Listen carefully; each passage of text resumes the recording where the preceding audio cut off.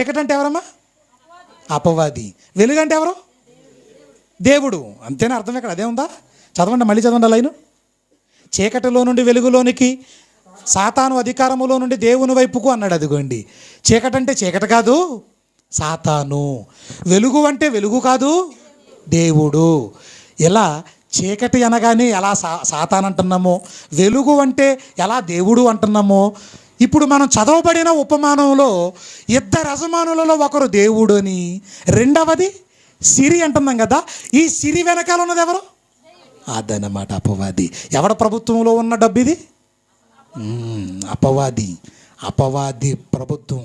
ఈ లోకములో ఉన్నదంతయు శరీరాశ, నేత్రాశ, జీవపుడంబము, ఇవన్నీ దేవునిలో నుండి వచ్చినవి కాదు, ఇవన్నీ దుష్టుని నుండి వచ్చినవి. దేవుని పిల్లలారా, ఇప్పుడు ఈ గృహ నిర్వాహకుడు అనబడే ఈ వ్యక్తి ఎవరి సొమ్మును పంచి ఎవరిని సంపాదించుకున్నాడు అంటే, అపవాది అధికారములో ఉన్న ఆ సొమ్మును పంచేసి ఖర్చు పెట్టి నిత్యమైన నివాసం అంటే ఎక్కడమ్మా? ఇక్కడ అక్కడ. నిత్యమైన నివాసం అంటే పరలోకంలో, పరలోకములోనికి వెళ్ళే స్నేహితులను సంపాదించాలి. మీకు అర్థమవుతుందా?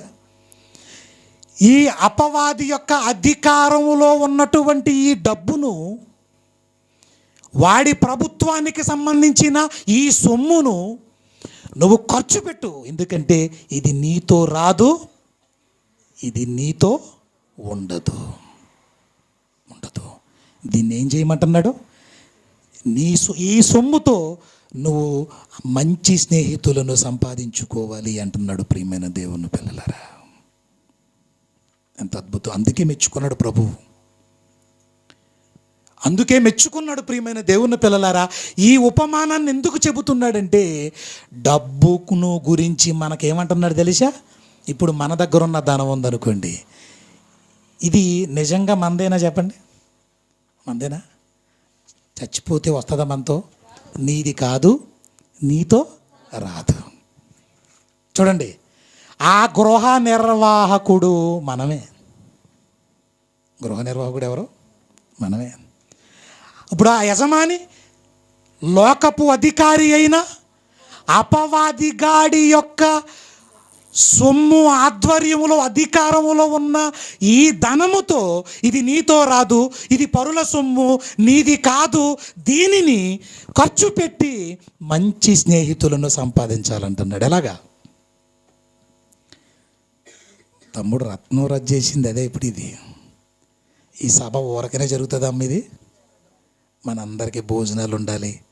ఎందుకంటే మరి ఎక్కడెక్కడి నుంచో మీరు వస్తారు, ఆకలితో ఉంటారు, ఈ వేదన కూడా మీకు ఉండకూడదు అని మంచి భోజనం ఏర్పాటు, అలాగే జీవాహారమైన వాక్యపు ఆహారాన్ని, ఇదంతా ఏంటో తెలుసా? అన్యాయపు సొమ్ము అనబడుతున్న ఈ ధనంతో కరపత్రాలుగా మార్చి, ఫ్లెక్సులుగా మార్చి, ఇలాంటి క్లాసులు పెట్టి, లేదా సభలు పెట్టి, లేదా సెమినార్లు పెట్టి, లేదా వాక్యాన్ని వినిపించి కొందరినైనా నువ్వు కాపాడితే, నీ ధనము వలన, నువ్విచ్చిన డబ్బుతో ఒక మనిషి అయినా మారితే, రేపు దేవుని దగ్గర ఏమని చెబుతాడు తెలుసా? ఈ సహోదరుడు ఖర్చు పెట్టడం వల్ల నేను మారాను ప్రభువా అనగానే నీకు రెట్టింపు ఘనత నీకు పరలోకములో నీకు ఇవ్వబోతున్నాడు. అంతేగాని ఈ డబ్బు, పనికిరాని డబ్బును తీసుకెళ్ళి స్నేహితులను సంపాదించుకోమన్నాడని 10 మంది తాగుబోతోళ్ళని కూర్చోబెట్టుకుని రారా పని లేకుండా తాగేసి పడిపోయి చచ్చిపోతారండి ఇక్కడ మనందరం అని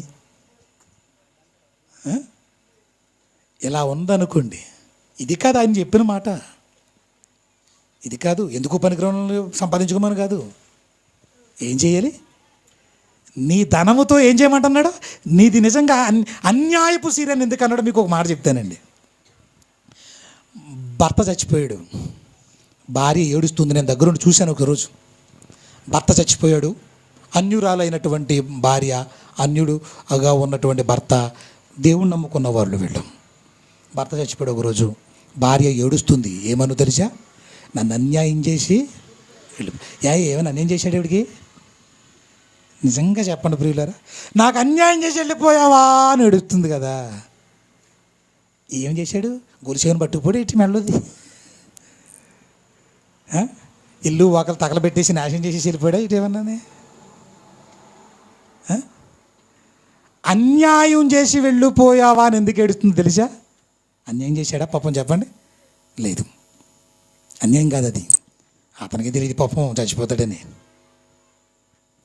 అన్యాయం చేసి వెళ్ళిపోయావా అంటే పాపం అతను ఏం మాట్లాడతాడు? నువ్వు కొట్టేసినా గిల్లేసినా అంటే నాతో కలకాలం ఉంటావని మాట ఇచ్చావు కదా, నన్ను వదిలేసి వెళ్ళిపోయావు. వదిలేసి వెళ్ళిపోవడాన్ని అన్యాయం చేసి వెళ్ళిపోయావా అని భార్య ఏడవటంలో తప్పు లేదు ప్రియులారా. ఇలాగే ఆలోచించండి. ఈ డబ్బు నిన్ను వదిలిపెట్టి వెళ్ళిపోతుంది. భర్త వదిలేశాడని వెళ్ళిపోయాడని, నాతో ఉంటానని ఉండకుండా వెళ్ళిపోయాడని అన్యాయం చేసి వెళ్ళిపోతావా అని ఏడ్చింది కదా. అంటే వదిలి వెళ్ళిపోయినందుకు అన్యాయం చేశాడంటుంది. డబ్బు కూడా నిన్ను వదిలి వెళ్ళిపోతుంది కనుక దీనికి ఏం పేరెట్టాడు? అన్యాయపు సిరి. డబ్బు దగ్గర అలా ముందు కట్టెట్టుకుని నన్ను వదిలేసి వెళ్ళిపోతావా అని అనుకోండి, ఖచ్చితంగా పోతుంది. అది అలాగే పోతుంది. ఇక్కడ ఏమంటున్నాడు తెలుసా ప్రియులారా? రూపాయి కూడా నువ్వు సంపాదించింది నీతో పాటు రాదు. నీతో రానిది, నీది కానిది, అపవాది యొక్క అధికారములో, ప్రభుత్వములో ఉన్న ఈ ధనమును నువ్వు దేవుని కొరకు ఖర్చు పెట్టవయ్యా. దేవుని కొరకు ఖర్చు పెట్టు. నీకు పరలోకంలో ఒక అద్భుతమైన సంపదగా మారిపోతుంది. ఇది మారిపోతుంది. ఇంకా చూద్దాం. ఇంకా మరికొన్ని సందర్భాలు మనం చూడగలిగితే, అందుకే ఈ లోకంలో ఉన్న దానికి ప్రభువు అస్సలు ఎక్కువగా వెయిట్ ఇవ్వలేదు. మత్తయి సువార్త 16వ అధ్యాయం 26వ వచనంలో ఒక ప్రభువు ఒక మాట అన్నాడు ప్రియులారా. మత్తయి సువార్త 16వ అధ్యాయం 26వ వచనం. ఒక మనుషుడు 16వ అధ్యాయం మత్తయి సువార్త 26. ఒక మనుషుడు లోకమంతయు సంపాదించుకుని తన ప్రాణాన్ని పోగొట్టుకుంటే వాడికి ఏం ప్రయోజనం? అమ్మా, నేను అన్నమాట రైటేనది? ప్రభు అన్నమాట రైటేనా?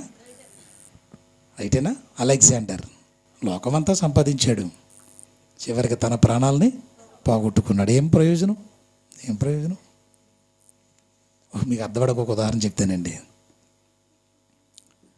ఒకనికి భూములంటే పిచ్చి, పొలాలంటే పిచ్చి ఉంటుంది. కొంతమందికి పిచ్చి ఉంటుంది. 1,00,000 రూపాయలు పెట్టి కొన్నాడు పొలాన్ని. రోజు వెళ్ళి ఆ పొలాన్ని చూసుకుని మురిసిపోతున్నాడు, మేసాలు తిప్పేస్తున్నాడు. ఈలోగా ఒక వ్యక్తి వచ్చి, ఎంత ఇది 1,00,000 రూపాయలు పెట్టి కొన్నావా? ఎర్రోళ్ళగా ఉన్నావట నువ్వు. కొంచెం అలా వెళ్తే ఈ 1,00,000 రూపాయలకి 2 ఎకరాలు వస్తున్నాయి అన్నాడట.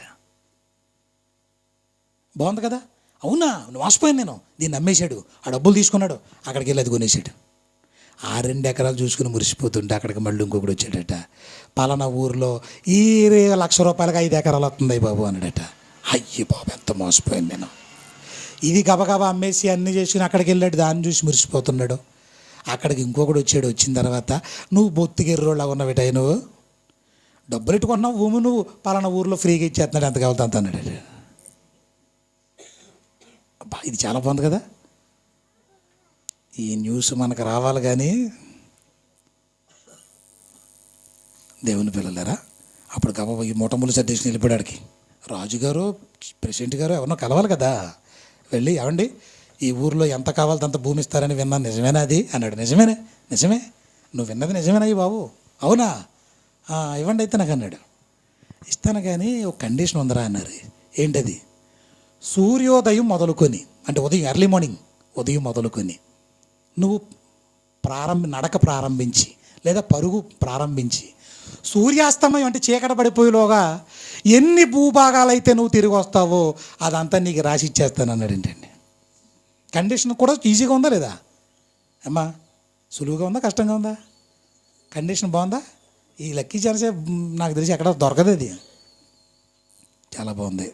శుభ్రంగా టిఫిన్ చేశాడు, కుదుమట్టంగా కూర్చున్నాడు, పరిగెడుతున్నాడు, తెగ తోటలు పరిగెత్తేస్తున్నాడు, తెగ తిరిగేస్తున్నాడు, అన్ని తోటలు తిరిగేస్తున్నాడు. తిరిగి తిరిగి సూర్యాస్తం అవ్వగానే వచ్చి వచ్చి వచ్చి వచ్చి వచ్చి దగ్గరకు వచ్చి రాజుగారి దగ్గరికి అంటూ వచ్చి దుబ్బను పడిపోయాడండి. అప్పుడు రాజుగారు, వెరీ గుడ్, నీ బంధువులు లేకపోయినా నీకంటూ ఎవరో లేకపోయినా చాలా సంపాదించేసేవారు నువ్వు, రా ఇది ఆస్తి అంతా నీదేని రాసిస్తాను రా అంటే లెగిత్తలేదు ఇడు. ఇందుకు లేవట్లేదు ఇడు, పలస కొట్టుకుంటున్న చూసి పలస ఆగిపోయింది. సర్వలోకాన్ని సంపాదించాడు, వీడికి ఏంటి ఉపయోగం? ఇది ప్రభువు చెప్పిన మాట మీకు అర్థం అవ్వాలని చెప్పాను ప్రియులారా. సర్వలోకము కంటే నీ ప్రాణం విలువైందని నీకు ఎప్పుడు అర్థమవుతుంది? సర్వలోకం కంటే నీ జీవితం, నీ ఆత్మ విలువైనదని నీకు ఎప్పుడు అర్థమవుతుంది? ఇది ప్రభువు చెప్పిన మాట.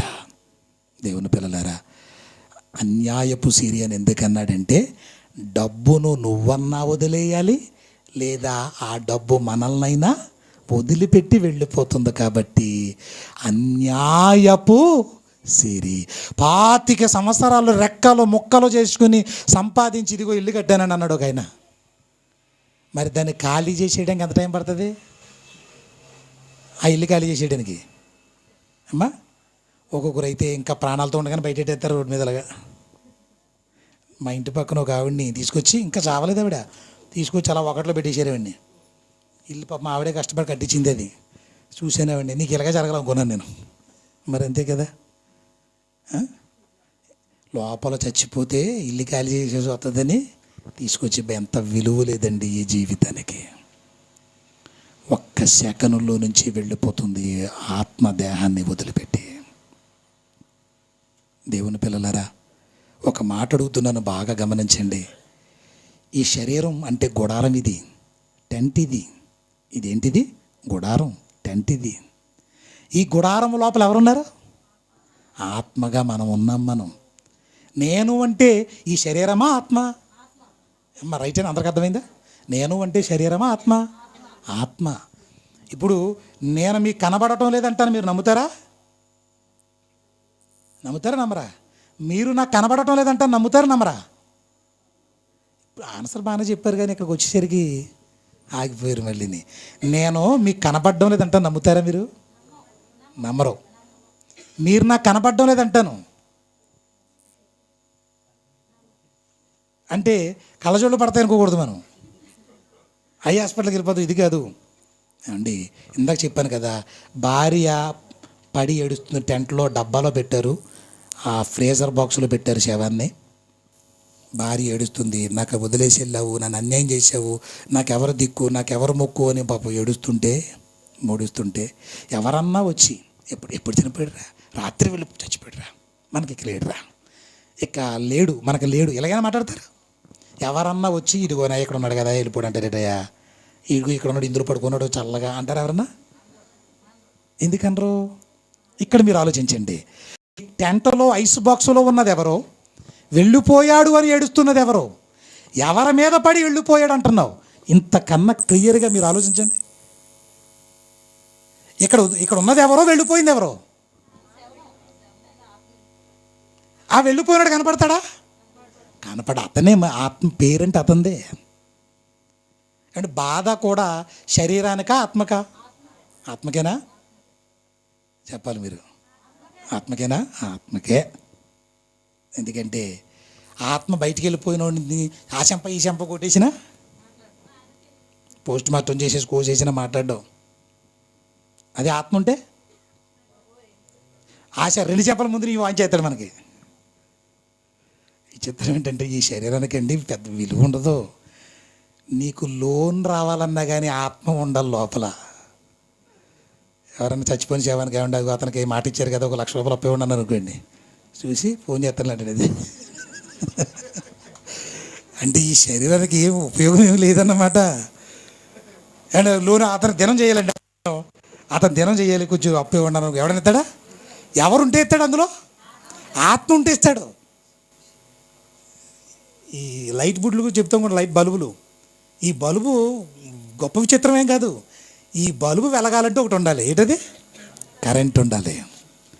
కరెంట్ లేదు కానీ బల్బులు ఉన్నాయి, ఏమైనా ఉపయోగం ఉందా? కరెంట్ పోయిందని చచ్చిపోయేవని. ప్రియ దేవుని పిల్లలారా, ఇప్పుడు కరెంటు లాంటిది ఆత్మ, బల్బు లాంటిది ఈ శరీరం. ఈ శరీరం. ఇప్పుడు వెళ్ళిపోయాడు అని ఏడుస్తున్న వ్యక్తి కనబడతాడు ఎవరికన్నా? కనబడడు. ఇప్పుడు చెప్పండి, నేను నా పేరు కలిగిన వ్యక్తి వాడుకునే ఈ తొడుగును చూస్తున్నారు తప్ప మీ శరీరాలు కనబడుతున్నాయి తప్ప మీరు అనబడే ఆత్మ ఎవ్వరికే కనబడదు. ఈ శరీరం ఎంత విలువలేనిది అయిపోయిందంటే ప్రియులారా, ఒక రోజు నేను చూశానండి, చచ్చిపోయిన శవాన్ని కట్టెల మీద కాలుస్తున్నారు. మా ఇంటి ఎదురుగుండా ఉన్న ఆవిడ చనిపోతే నేను కూడా వెళ్ళాల్సి వచ్చి వెళ్ళాను. పాపం అన్నీ తీసేశారు కానీ ముక్కు పొడగొట్టు వదిలేశారు. ముక్కు పొడగొట్టు ఉండిపోయింది ఆవిడికి. దగ్గరికి వెళ్ళారు, ఎలా తీద్దాం, తిట్టుకుంటారు, ఇప్పుడు ఏం చేద్దామని వెళ్ళి అలా ఆవిడ అక్క లాగేస్తున్నాడు, దాన్ని లాగేస్తున్నాడు.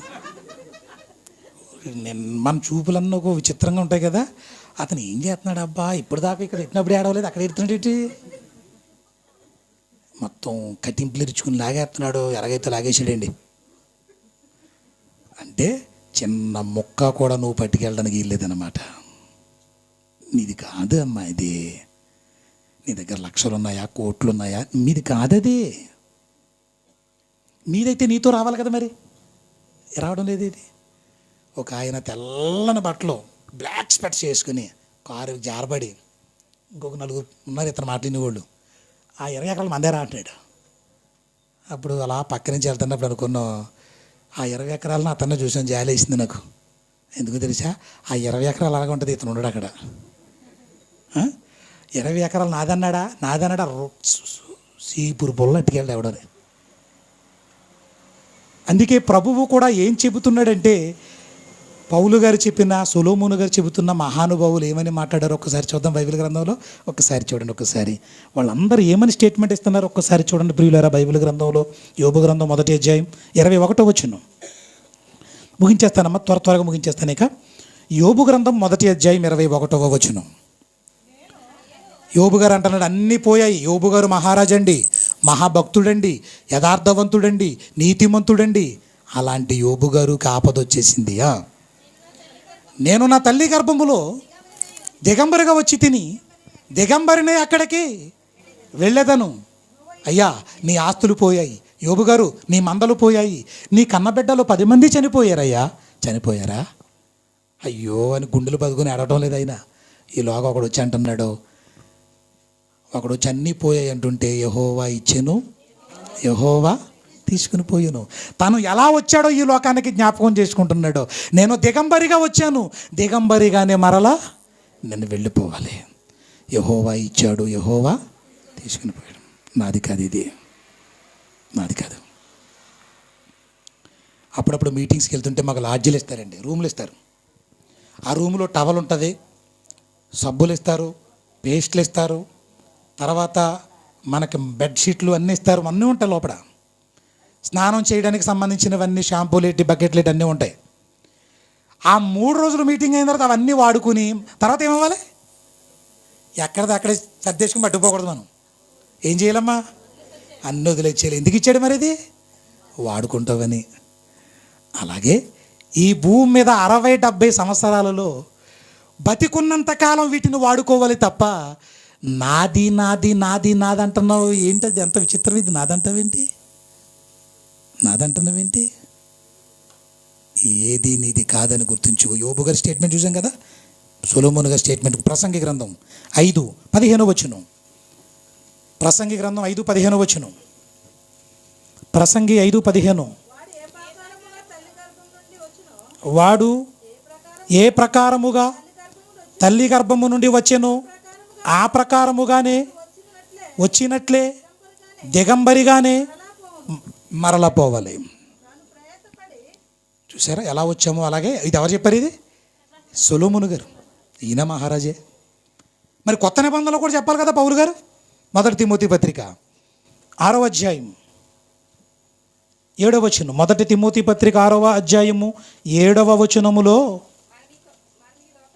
మనము ఈ లోకములోనికి ఏమని తెచ్చారేమో ఒకసారి జ్ఞాపకం చేసుకోండి అమ్మా. ఏమన్నా బ్రాస్లెట్లు, ఉంగరాలు, పట్టాకాయితలు, దస్తావేజులు, వడ్డాణాలు ఏమైనా పట్టుకుని వచ్చామా? మనం ఈ లోకములోనికి ఏమీ తేలేదు, ఈ లోకములో నుండి ఏమీ తీసుకుని పోలేము. కాబట్టి అన్నము బట్టలు కలిగి తృప్తి పొంది ఉందము అన్నాడు. అది ఏమిటి సరిపోద్దట? అన్నము బట్టలు ఉంటే చాలు అంటున్నాడండి. వాటితో తృప్తి పొంది ఉండండి అంటున్నాడు. మనకు అన్నము బట్టలతో పాటు ఇంకా ఉంటాయి మనకి, అయినా తృప్తి అనేది, ఎందుకంటే మనం జలగలం కాబట్టి.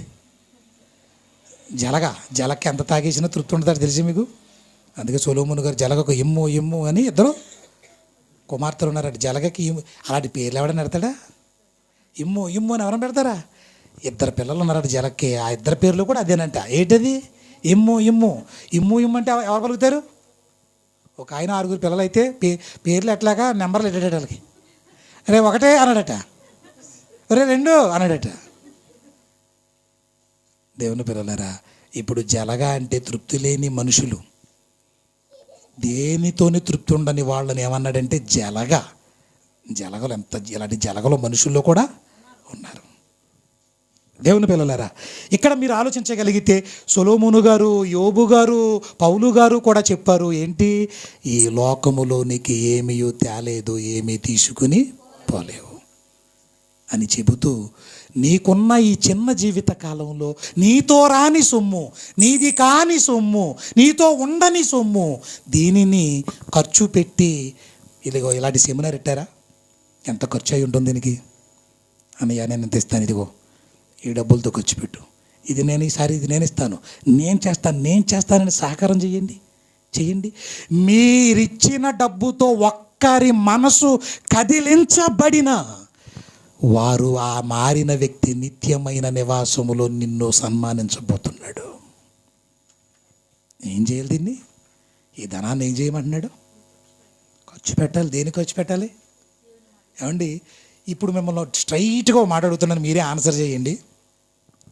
నెలకు ఒక 50,000 జీతం అనుకుందాం, పోనీ 10,000 ఉండొచ్చు, ఎంతో కొంత 50 అనుకోండి. నీ కోసం ఎంత ఖర్చు పెట్టుకుంటున్నావు? నీ గుడారమైన శరీరానికి ఎంత ఖర్చు పెడుతున్నావు? ఆన్సర్ బాగుందా? నా ప్రశ్న నేనే విభజించేసాను ఈజీగా. నువ్వు కానీ నీ గుడారమైన నీ శరీరానికి ఎంత ఖర్చు పెడుతున్నావు? నీవు అనబడే ఆత్మ కోసం నువ్వు ఎంత ఖర్చు పెడుతున్నావు? ఏమ్మా, ఇల్లు ఆత్మక శరీరానిక? శరీరానికి. సబ్బులు శరీరానిక ఆత్మక? కారు శరీరానిక ఆత్మక? ఏం మాట్లాడతారు ఇది? అమ్మా, మీరు కూలి పని చేసినా, వ్యాపారం చేసినా, బిజినెస్ చేసినా, ఏం చేసినా ఇంతకీ దేనికోసం కష్టపడుతున్నారు చెప్పండి? గోడారాల కోసం కష్టపడుతున్నారు. గుంటలోకి వెళ్ళిపోయి ఆ మట్టి బొమ్మ కోసం కష్టపడుతున్నావు. మరి నీ గురించి ఆలోచించవా? అమ్మా, ఆలోచిస్తున్నారా? నీ గురించి ఆలోచించడం అంటే దేని గురించి ఆలోచించాలి? ఆత్మ. నీవు అనబడే ఆత్మ కొరకు నువ్వేం ఆలోచిస్తున్నావు? నువ్వు పెట్టుబడంతా ఎవరికి పెడుతున్నావు? శరీరం. ఒకసారి చెప్పాను కదండి, అద్దెంటికి ఎవడన్నా పెట్టుబడి పెడతాడా? అద్దెంటికి వెళ్ళావు, అది బోర్డు డాబాది, ఇంటికి వెళ్ళగానే చిన్న బోరేసేసావు ముందు, నీ సొంత ఇల్లాగా. అప్పుడు యజమానుడు చూస్తాడు, ఎంతనే బోరేసేసావా, మెట్లు కొళ్ళి మెట్టు గట్టి చేసావు, అది కూడా చూస్తాడు యజమానుడు. తర్వాత ఇంకో ఫ్లోర్ వేసేసావు, ఇవన్నీ చూశాడు యజమానుడు. వచ్చి ఏం చేస్తాడు ఇప్పుడు? చాలా థ్యాంక్స్ అండి, మీరు ఇంతగా ఇల్లు కష్టపడి కడతారు మా కోసం అని అనుకోలేదని ఏమన్నా ఆనందపడతాడా యజమానుడు? వచ్చి ఇల్లు ఖాళీ చేసేయమంటాడా? వీడు ఎక్కడ పట్టుకుపోయేలా ఉన్నాడు, పెట్టుబడి పెడుతున్నాడని ఏమనుకుంటాడు? మీ పద్ధతి ఏమో నచ్చలేదు నాకు, ఇల్లు ఖాళీ చేసేయండి ముందు, మేము వచ్చేద్దాం అనుకుంటున్నాం ఇందులోకి అంటాడు. అద్దె ఇంటికి పెట్టుబడి ఎవడన్నా పెడతాడా? పెడితే ఏమనాలండి? అద్దె ఇంటికి పెట్టుబడులు పెడితే వాళ్ళని ఏమనాలి? పిచ్చోళ్ళు, నిజంగా పిచ్చోళ్ళే. అద్దె ఇంటికి పెడతాడట పెట్టుబడి ఎవడన్నానే. మరి అద్దె ఇంటిలా ఆత్మవైన నీకు అద్దెకిచ్చాడు ఈ శరీరానికే పెట్టుబడులు పెడుతున్నా మనల్ని ఏమనాలి? అసలు మనల్ని ఏమనాలి? ఖరీదైన సబ్బులు కావాలి, ఖరీదైన పౌడర్లు కావాలి, ఖరీదైన అత్తర్లు కావాలి, ఖరీదైన బట్టలు కావాలి, ఖరీదైన భోజనాలు కావాలి, ఖరీదైనవన్నీ కావాలి. దేనికి? నీ గుడారానిక, మట్టిలోకి వెళ్ళిపోయే గుడారానిక. మరి నీ కోసం ఏం చేస్తున్నావయ్యా? నువ్వు వెర్రుడు కాకపోతే నీ కోసం నువ్వేం చేస్తున్నావు చెప్పు? నీ కోసం నువ్వేదైనా చేశావా అంటే ఏంటో తెలుసా? ఇదిగో ఇదే సభ. ఈ సభ కోసం నువ్వెంత ఖర్చు పెట్టావో అది నీ కోసం నువ్వు చేసుకునేది. అది నీ ఆత్మ పరలోకానికి వెళ్ళడానికి నువ్వు చేసే పని ఏదైనా ఉందా అంటే అది ఇదే. ఇప్పుడు చెప్పండి, ఆత్మకి ఎంత ఇచ్చావు, అద్దెంటికి ఎంత ఇచ్చావు, ఈ టెంటకి సిరిగిపోయే గుడారానికి ఎంత ఇచ్చావు? సిరిగిపోద్దా ఇది? ఈ గుడారము శిథిలమైపోయినను అంటే ఏమవుద్ది? ఈ గుడారం ఏమవుద్దమ్మా? మట్టిలో పెట్టి చూడండి 3 రోజుల తర్వాత మన రూపాన్ని మనం చూడలేం. ప్రియ దేవుని పిల్లలారా, అలా మట్టిలోకి వెళ్ళిపోతున్న ఈ శరీరాన్ని పెట్టుబడులు పెడుతున్నావు. నీ కోసం పెట్టుకోవయ్యా, నీ కోసం ఆలోచించవయ్యా, నీ కోసం ప్రయాసపడవయ్యా. నువ్వు నీ కోసం నీ మట్టి ఆకారాల కోసం సంపాదించుకుంటున్నావు. కానీ నీవు అనబడే ఆత్మ అది మరణం లేని అది ఒక భయంకరమైన లోకానికి వెళ్ళిపోవడానికి సిద్ధంగా ఉంది. దాన్ని కాపాడుకోవు. మరి యాకోబు పత్రిక చివరిగా ముగించేసుకుందాం. త్వరగా చూడండి ప్రియులారా, యాకోబు పత్రిక 5వ అధ్యాయము మొదటి కొన్ని వచనాలు చూద్దాం. యాకోబు పత్రిక 5వ అధ్యాయము మొదటి 5 వచనాలు. ఇదిగో ధనవంతులారా, మీ మీదకు వచ్చేడి ఉపద్రవమును గూర్చి ప్రలాపించి ఏడువుడి. మీ ధనము చెడిపోయెను, మీ వస్త్రములు చిమ్మటలు కొట్టినవాయను, మీ బంగారమును మీ వెండియు తుప్పు పట్టినవి. వాటి తుప్పు మీ మీద సాక్ష్యముగా ఉండి అగ్ని వలె మీ శరీరములను తినివేయును. ఎవరండి సాక్ష్యం చెప్పేది మీ మీద? ఎవరు వెండి? పక్కింటోళ్ళా? ఎవరు వెండి బంగారాలు తుప్పు మీ మీద సాక్ష్యం చెప్తుంది? ఎవరి మీరు సంపాదించుకున్నాయే. మన బంగారం తుప్పు అంట, నీ తుప్పు ఉదిరించేద్దట. అదే చెప్తున్నాడు. ఇంకా వాటి తుప్పు మీ మీద సాక్ష్యము అగ్ని వలె మీ శరీరమును తినివేయును. అంత్య దినముల యందు ధనము కూర్చుకొంటిరి. చివరి దినాల్లో ఏం చేస్తున్నారు? అంత్య దినాలంటే ఎప్పుడమ్మా? అంత్య దినాలంటే ఏంటి చెప్పాలి? 2 ఆన్సర్లు ఉన్నాయి చెప్పేసాను. అదిగో ఆన్సర్ 1 కదా 2 ఉన్నాయన్నాను. అంత్య దినాలంటే ఎప్పుడు? 1, నువ్వు వెళ్ళిపోయే రోజు. ఏమై రైట్? అవునా కదా? రేపు చచ్చిపోతుందండి. ఈరోజు ఏంటి మనకి? అంత్యదినం. అంతేనా? అంత్యదినం అంటే నువ్వు వెళ్ళిపోయే రోజు, ఆఖరి రోజు. 2 ప్రభువు వచ్చే చివరి రోజు. అంటే ఆల్రెడీ అంత్యదినాలు ప్రభువు వారు వచ్చినప్పుడే ఆరంభమయ్యాయి. మరలా వచ్చేటప్పుడు ముగింపులో ఉన్నాం. అంత్యదినాల ముగింపులో ఉన్నాం మనం. ఈ అంత్యదినాల్లో ఏం చేశారట? మీరు ధనం కూర్చుకుంటున్నారా? చివరి దినాలలో మీరు కూర్చుకోవలసింది ఏంటి? ఒక భయంకరమైన ప్రమాదం ముంచుకొస్తుంటే నువ్వు సంపాదించాల్సింది ఏంటయ్యా భూమి మీద? అందుకే పౌలు గారు ఫిలిప్పీ 3:9 ఒక మాట అన్నాడు. ఏంటంటే క్రీస్తును సంపాదించుకొనుడి అంటున్నాడు. ఎవరిని సంపాదించాలట? క్రీస్తును సంపాదించవయ్యా. నీ ఆత్మ ఒక మహిమా లోకానికి వెళ్ళాలయ్యా. నీ ఆత్మకు చావే లేదయ్యా. నీ శరీరం మట్టిలోకి వెళ్ళిపోతుంది. నువ్వు మంచోడు అయినా, నువ్వు చెడ్డోడు అయినా, నువ్వు పరమ దుర్మార్గుడు అయినా మట్టిలోకి వెళుతుంది. కానీ నీ ఆత్మ సంగతి ఏంటి? నీ సంగతి ఏంటి? నీ ఆత్మవైన నీ కోసం ఏమి సంపాదించావు? ఏం కూడబెట్టావు? ఏమి వెనకేశావు? అందుకే తమ్ముడిని బట్టి నేను చాలా ఆనందపడుతున్నాను ప్రియులారా. ఇంత చక్కగా ఈరోజు వీళ్ళందరికీ చక్కగా ఇవన్నీ మీరు ఎంతోమంది కష్టపడి ఉండొచ్చు. ఇందులో మీ ప్రయాస ప్రభువునందు వ్యర్థము కాదు. 100 రూపాయలు ఇస్తే 100 రెట్లు మీకు ఇవ్వాలనుకుంటున్నాడు. 100 రెట్లు ఎక్కడిస్తాడు? ఏ బ్యాంక్ అని ఇస్తుందా? 1000 రూపాయలకు వచ్చి పెడితే 100 రెట్లు. నమ్మొచ్చా నమ్మకూడదా? నమ్మొచ్చు. ఎల్ఐసిని నమ్మకపోయినా పర్వాలేదు అమ్మా, అలాగా నమ్మొద్దు అంటలేదు నేను. మీకు ఇష్టమైతే కట్టుకుని మానేయండి. అయినా మనం నమ్ముతాం. చచ్చిపోయిన తర్వాత నా కుటుంబ సభ్యులకైనా నేను పోయినా కానీ డబ్బు వద్దని డిపాజిట్ చేస్తున్నావే. నువ్వు పోయిన తర్వాత నీకు ఒక మహిమ ప్రవేశం ఉందని నమ్ముతున్నావా? నమ్మరండి. వాక్యం వినడం వేరు, దాన్ని నమ్మటం వేరు. వాక్యం చదవటం వేరు, దాన్ని నమ్మటం వేరు. వాక్యం చెప్పటం వేరు, దాన్ని నమ్మటం వేరు. చెప్పటం చాలా సులువు, కానీ పాటించటం. ఓ పాస్టర్ గారు ప్రసంగం చేసాడు, తెగ ప్రసంగం చేసేసాడు ఓ పాస్టర్ గారు. మీరెవరో కూరల్లో ఉల్లిపాయలు తినకండి అన్నాడట. ఉల్లిపాయలు తింటే మీకు పౌరుషం వచ్చేది, మీకు రోషం వచ్చేది, మీకు శరీర కోరికలు పెరిగిపోతాయి, మీకు వద్దు అన్నాడట. సరే వద్దు అందగా ఇంటికి వెళ్ళగానే అలా ఆవిడి ఉల్లిపాయలు లేకుండా కూర వండిందట. కూర తిన్నప్పుడు ఏంటి ఎలా చేసేవి నువ్వు? మీరే కదండి పౌరుషం వచ్చేది అన్నారు, అందుకే ఉల్లిపాయలు వెళ్ళేదందంట. ఓరు బాబు పిచ్చిదానా, అది నాకు కదే ఆళ్ళకదన్నట్టు. ఎవరికది? నీకు వద్దా పర్లోకు? కాబట్టి దేవుని పిల్లలారా, దేవునికి చేసేది 100 రెట్లు మనకి ఇవ్వబోతున్నాడు ఆయన. ఇంకొక మాట, మత్తయి సువార్త 6వ అధ్యాయం, త్వరగా చూసేయండి, ముగించేస్తాను ఇక.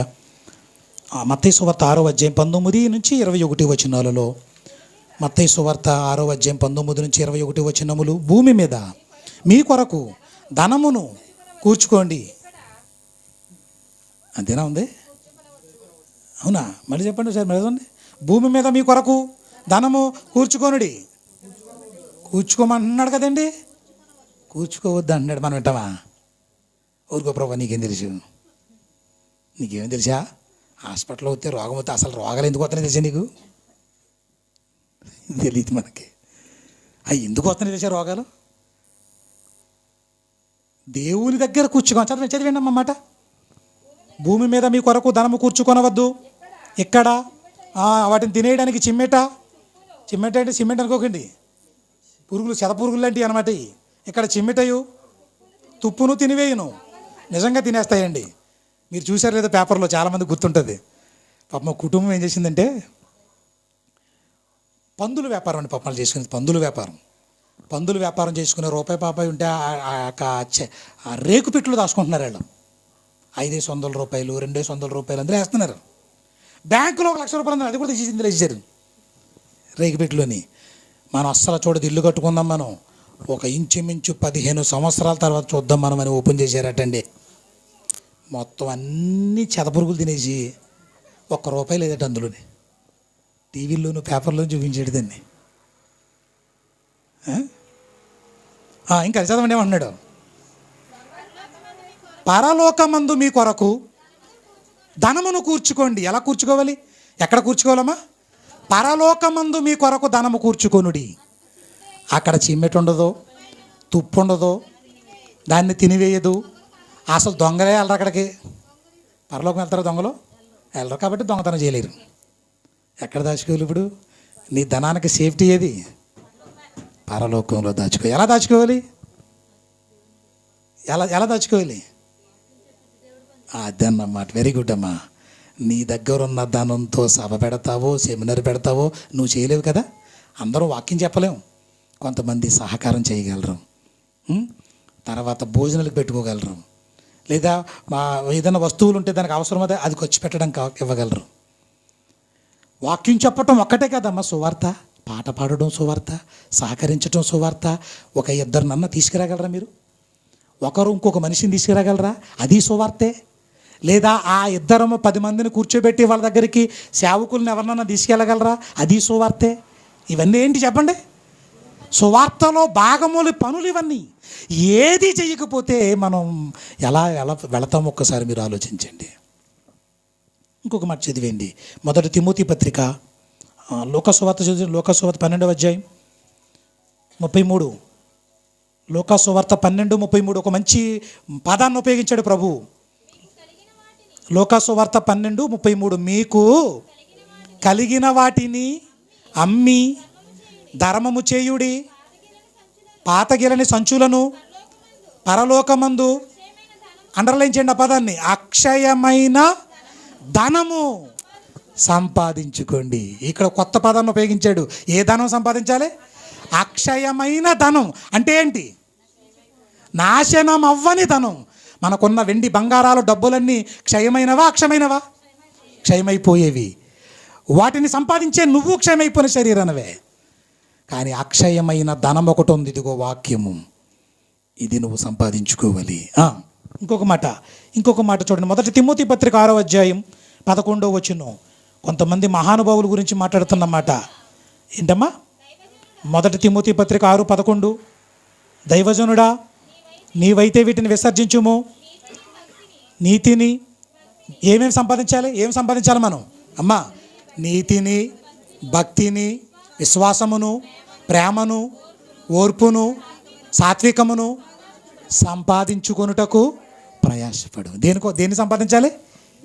అమ్మా మళ్ళీ చెబుదాం అన్నమాట, చాలా ఇంపార్టెంట్ అది. నీతిని, భక్తిని, విశ్వాసమును, ప్రేమను, ఓర్పును, సాత్వికమును సంపాదించుకొనుటకు ప్రయాసపడాలి మీరు. మనం దేనికోసం ప్రయాసపడతాం చెప్పండి? దేవుడేమో వీటి కోసం సంపాదించండి, అక్షయమైన ధనము సత్యమైన ధనము అన్నాడు, దీన్ని సంపాదించాలి. ఇప్పుడు ప్రభువు చెప్పిన ఆ ఉపమానములో ఆ పంచి పెట్టేసినది ఎవరి సొమ్మది? అపవాది ఆవహించిన ఈ లోకపు సొమ్ము. దీనిని ఏం చేయాలి? అది నువ్వు సంపాదించినా పర్వాలేదు, నువ్వు సంపాదించిందే, అది ఏం చేయాలి? దానిని ఖర్చు పెట్టి కొందరినైనా మార్చాలి, దేవునిలోకి తీసుకురావాలి. వాళ్ళే మంచి స్నేహితులు, వాళ్ళను సంపాదించుకోవాలి మనం. గృహ నిర్వాహకుడు ఎవరు? మనమే గృహ నిర్వాహకులు. కాబట్టి మనతో రానిది నీతో ఉండనిది నీది కానీ ఈ ధనంతో నువ్వేం చేయాలట? సత్యమైన సిరి ఈ వాక్యాన్ని ఎలా సంపాదించుకోవాలి మనం? సత్క్రియలు అను ధనము గలవారిగా ఉండాలన్నాడు తిమోతి పత్రికలో. ఏంటన్నమాట?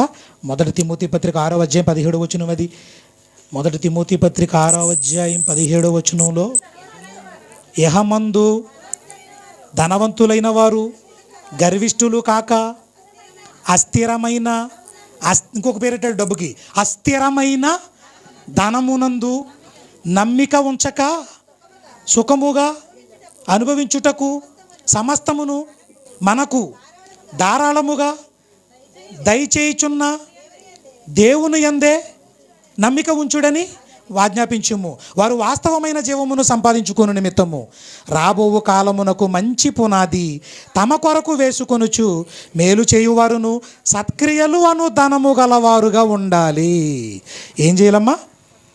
మన ఈ ధనంతో సత్క్రియలు చేస్తూ సత్క్రియలనే ధనాన్ని సంపాదించుకుని దేవుడున్న లోకానికి అర్హత సంపాదించుకోవాలి. ఇప్పుడు చెప్పండి, ఆ అన్యాయపు సిరి అంటే ఏది? సత్యమైన సిరి అంటే ఏది? అన్యాయపు సిరి అంటే ఈ లోకపు డబ్బు ధనము. మరి సత్యమైన సిరి అంటే వాక్య సంబంధమైన క్రియలు. ఇవి మనం సంపాదించుకోవాలి. ఏదో ఒకరోజు ఈ లోకాన్ని వదిలిపెట్టడం తప్పదు. ఆ రోజు ప్రియులారా, మన డబ్బు కూడా మనల్ని కాపాడదు. మనకు అధికారం ఉందా? అది నిన్ను కాపాడదు. నీకు ఆరోగ్యాన్ని ఇచ్చేది దేవుడు, నీకు ఆయుష్నిచ్చేది దేవుడు, నీకు ఆర్థికంగా సహకారాలు వచ్చేలా చేసేది దేవుడు, నిన్ను పెంచేది దేవుడు, నిన్ను పోషించేది దేవుడు. ఆ దేవునిలో ఎక్కువగా బ్రతుకు, ఈ లోకంలో తక్కువగా బ్రతుకు. ఆవిరి లాంటి శరీరం కోసమే ఇంత కష్టపడుతున్నావు కదా. మరి అనంతమైన లోకాలకి వెళ్ళే అసలు చావే లేని శాశ్వతమైన నీ ఆత్మ కొరకు నువ్వేమి కష్టపడుతున్నావో ఒక్కసారి ఆలోచించు. ఆవిరి లాంటి నీ జీవితానికి అవసరమైనది ఒకే ఒక్కటి, అది వాక్యము. ఆ వాక్యాన్ని ఇదిగో తమ్ముడోళ్ళు సిద్ధపడ్డారు, మీరందరూ యాడ్ అవ్వండి. ఏ గొప్పలో ఘనతలోకి వద్దు, ఇక్కడ కోరుకోకండి. ఇక్కడ ఏం వద్దు మనకి. మనుషులతో కనపడాలనుకుంటే మాత్రం మనకి ఏ ప్రయోజనం లేదు. దేవునికి కనపడాలని మాత్రం, దేవునికి అందరూ కనపడతారు. నువ్వు గుప్పిల్ని అలా గుప్పిట్లో పెట్టావనుకో, ఎవరికి కనపడదు. కానీ ఎవరికి కనపడుతుంది? దేవునికి కనపడుతుంది. ఏమంటే మనకి దేవుడు చూస్తే మంచిదా, మనుషులు చూస్తే మంచిదా? దేవుడే చూడాలి. కాబట్టి తమ్ముడికి, రాజుకి సపోర్టుగా ఉండండి, సహకారులుగా ఉండండి. ఇలాంటివి ఇంకా ఎన్నో చెయ్యమని మీరు చెప్పండి, మీరు ముందుకు తీసుకెళ్ళండి. ఒకరి మీదే భారాన్ని వేసేస్తే కనుక ముందుకు మనం తీసుకెళ్ళలేరు. దీన్ని ఎన్నో అద్భుతమైన సంగతులు నేర్చుకుందాం, ప్రార్థన చేసుకుందాం. పరిశుద్ధుడు అయిన ప్రేమగల మా కన్న తండ్రి, విలువైన జీవపు మాటలు మాకు తెలియపరిచారు. గుడారాల కోసమే కష్టపడుతుంది నాయన. ఇది మేధావులకు కానీ అధికారులకు కానీ ఎవ్వరికీ తెలియని సత్యాలు తండ్రి. శరీరాల కొరకు ఉదయం నుండి సాయంత్రం వరకు నలిగిపోతున్నారు దేవా. కానీ ఆత్మలమైన మా కొరకు మేము ఆలోచించలేకపోతున్నాము, ఏమీ ఖర్చు పెట్టలేకపోతున్నాము, ఎలాంటి ప్రయాస పడలేకపోతున్నామేమో ఒక్కసారి పరిశీలించుకునే మనసు ఇవ్వండి. చక్కని సభను ఏర్పాటు చేసి ఇంతమంది నీ పిల్లలను కూర్చోబెడుతున్న, ఇలా సిద్ధపరుస్తున్న తమ్ముడు రాజుని, వారి సతీమణి చెల్లిని, వారి బిడ్డలను, కుటుంబీకులను, సహకరించిన ప్రతి ఒక్కరిని, ప్రతి చెల్లిని, ప్రతి తమ్ముడిని, ప్రతి నీ పిల్లలందరినీ పేరు పేరు చొప్పున దీవించండి నాయన. మీరే మహిమ, ఘనత, ప్రభావాలు పొందుకొనమని వేదిక మీద ఉన్న తమ్ముళ్లకు ఆయురారోగ్యములు ప్రసాదించండి.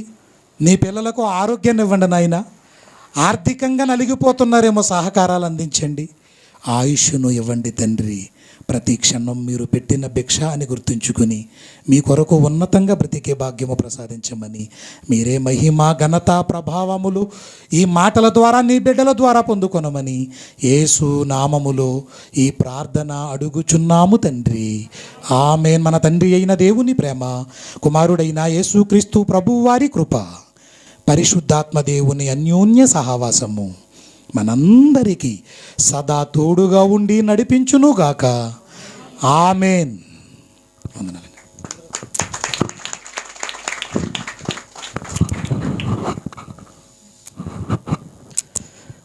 చక్కని టైటిల్స్ ఇచ్చి చక్కని వాక్యాన్ని వివరిస్తున్న దేవుని దాసులకు హృదయపూర్వక వందనాలు. ఇంతటితో ఈ యొక్క కూడిక ముగించిందండి. ప్రతి మంగళవారం కూడా మన ప్రియులు రత్నరాజు గారు ఏర్పాటు చేస్తున్న ఈ యొక్క మీటింగ్కి ప్రతి ఒక్కరూ కూడా సకాలానికి అన్నయ్య గారు చెప్పినట్లు మీరు శరీరం గురించి ఎక్కువగా ఆలోచిస్తున్నారా, ఆత్మ గురించి ఎక్కువ ఆలోచిస్తున్నారని మనకి మంచి మాటలు అందించారు. మనం ఆత్మ గురించి ఆలోచించేవారు అయితే ప్రతి మంగళవారం కూడా ఇక్కడ 7:30 కల్లా ఈ యొక్క కూడిక ప్రారంభింపబడుతుంది. ఈరోజు టైం అందరూ రాక ఇంకా ఎక్కువగా గడిచింది కనుక మీరందరూ భోజనాల కార్యక్రమం కూడా ఉంటుంది కనుక ప్రతి ఒక్కరూ కూడా 7:30 కల్లా హాజరవుతే 9 గంటల 9:30 కల్లా ముగించబడుతుంది. కనుక మీరందరూ కూడా దయించి ఈ మాటను అర్థం చేసుకోవాల్సిందిగా ప్రతి ఒక్కరికి కూడా భోజనాలు ఏర్పాటు చేశారు. అందరూ కూడా బఫీ సిస్టంలో వెళ్ళి భోజనాలు చేయవలసిందిగా మనం చేస్తున్నాను. కనుక మన రత్నరాజు గారు అందరికీ కూడా వాట్సాప్ గ్రూపుల్లో ఏర్పాటు చేస్తున్నారు. వాట్సాప్ గ్రూపు పెట్టారు. మీ నెంబర్లు ఇస్తే ఇక్కడ కూడిక ఎప్పుడు జరుగుతుంది, ఎలా జరుగుతుంది, ఎవరు ప్రసంగికులు, ముఖ్య ప్రసంగికులు ఎవరు, మొదటి ప్రసంగికులు ఎవరు, అన్ని విషయాలు కూడా యాడ్ చేయడం జరుగుతుంది. మీ నెంబర్ కూడా ఇక్కడ ఇచ్చేవారు ఇవ్వండి, మిమ్మల్ని గ్రూప్లో యాడ్ చేస్తారు. కనుక ఈ యొక్క సభను ఇంతవరకు ముగిస్తున్నాం. దేవుడు మిమ్మల్ని దీవించి ఆశీర్వదించునుగాక. ఆమేన్. వెళ్ళి అందరూ కూడా వరుసలో భోజనాలు చేయవలసిందిగా మనం చేస్తున్నాం.